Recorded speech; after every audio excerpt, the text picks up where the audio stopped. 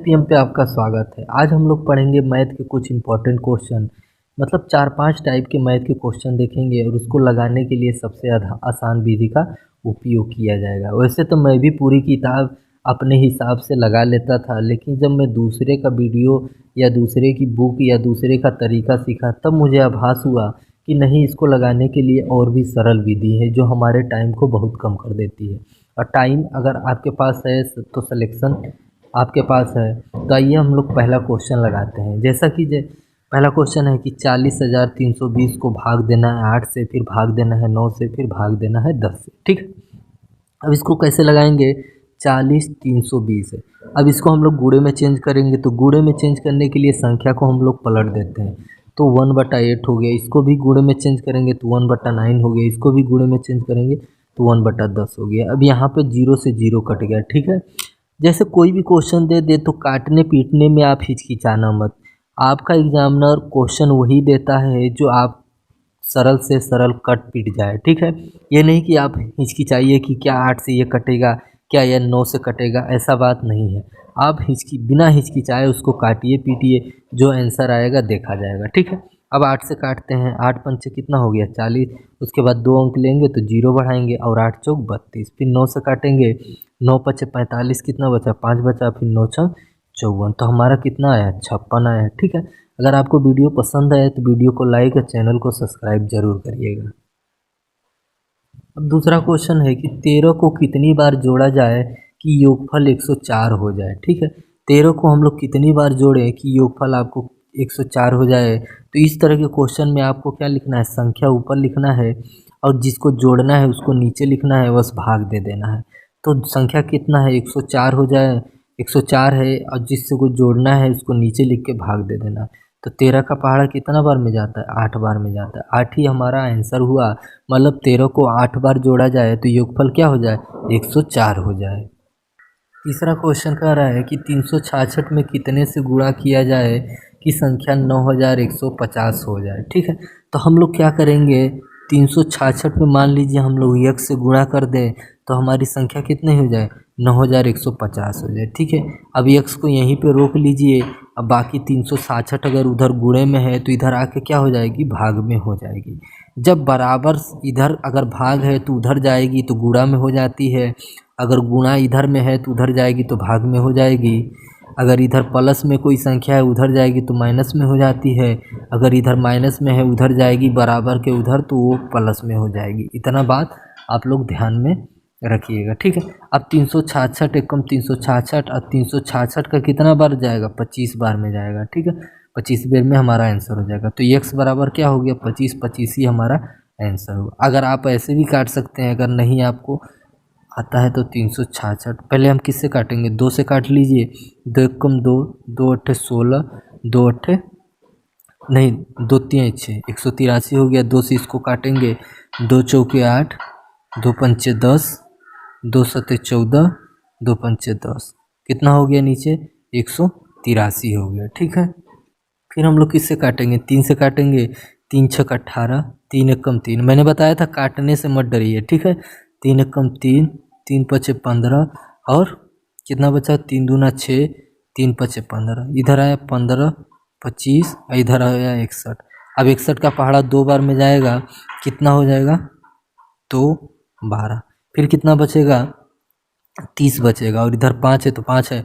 अब 6 का पहाड़ा कितना बार में जाएगा? 5 बार में, मतलब 5 बार में संख्या जाएगी। इस तरह भी आप काट सकते हैं, इस तरह डायरेक्ट भी काट सकते हैं। तो आपका आंसर कितना आया?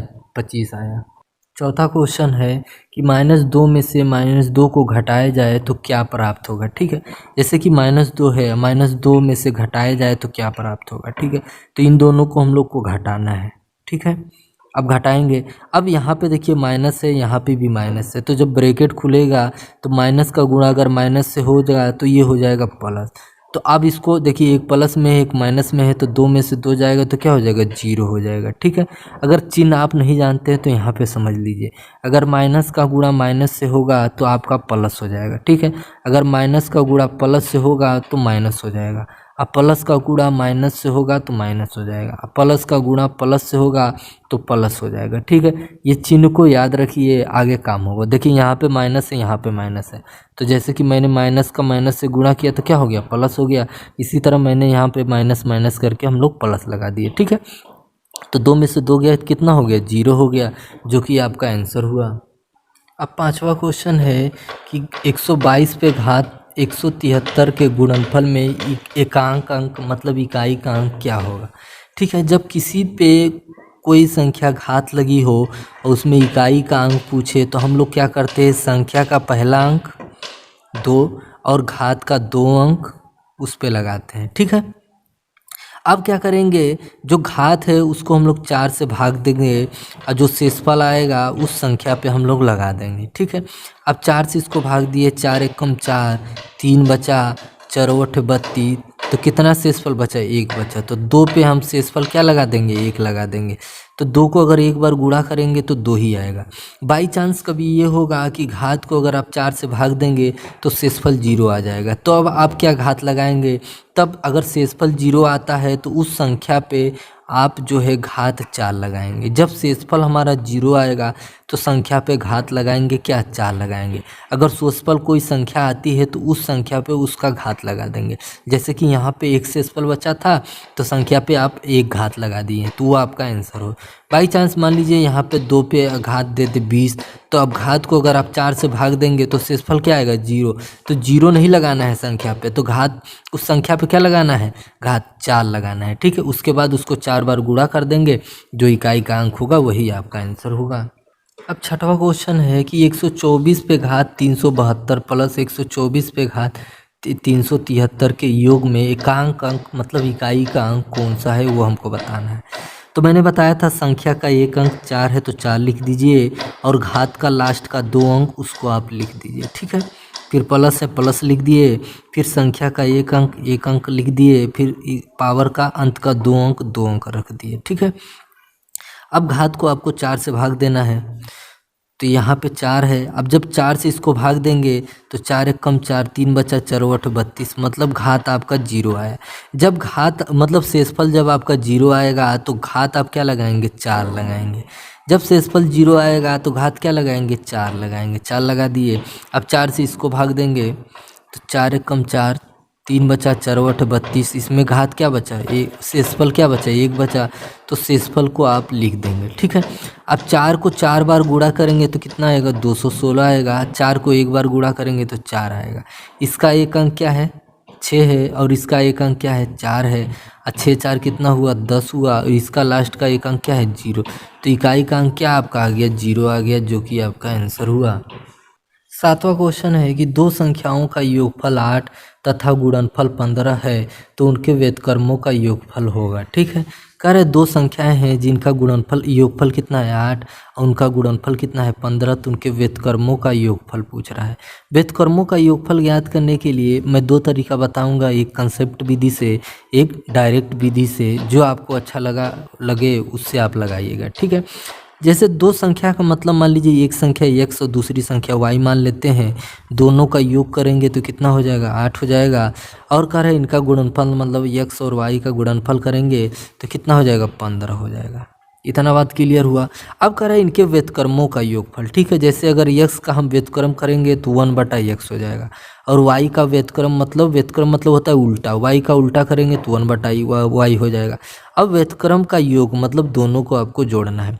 तो अब भिन्नों का जोड़ ज्ञात करने के लिए हम लोग क्या करते हैं, तिरछी गुणा करते हैं, फिर नीचे का गुणा करते हैं। तो y का 1 से गुणा करेंगे तो y एकम y, x का 1 से गुणा करेंगे तो x एकम x, और x y नीचे दोनों का गुणा हो जाएगा। ठीक है, अब y प्लस x दिया है, यहाँ भी y प्लस x दिया है, तो उसके जगह हम मान रखेंगे 8, और x प्लस y का मान दिया है 15, तो x प्लस y x गुणे y की जगह रखेंगे 15।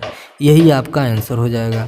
ये था हमारा कंसेप्ट विधि। अब डायरेक्ट आप क्या लगा सकते हैं, जब व्युत्क्रमों का योगफल पूछे तो योग आपको ऊपर रख देना है और गुणनफल आपको नीचे रख देना है। तो योग कितना था 8 और गुणनफल कितना था 15, यही आपका क्या होगा, आंसर होगा। अब 8वां क्वेश्चन है, दो संख्याओं का योगफल और गुणनफल क्रमशः 5 और तथा 6 है, तथा तो उनके वर्गों के व्युत्क्रम का योगफल बताइए। ठीक है, इसमें अब ये नहीं कहा है कि व्युत्क्रम करके योगफल बताइए, ये कहा है कि उनके वर्ग करिए पहले, फिर उसके व्युत्क्रमों का योगफल ज्ञात करिए। ठीक है, तो पहले हम क्या करेंगे, दोनों संख्या, मान लीजिए दो संख्या क्या है, x और y है, दोनों को जोड़ने पे क्या है 5 है, और उनका गुणनफल मतलब x और y का गुणनफल क्या है 6 है।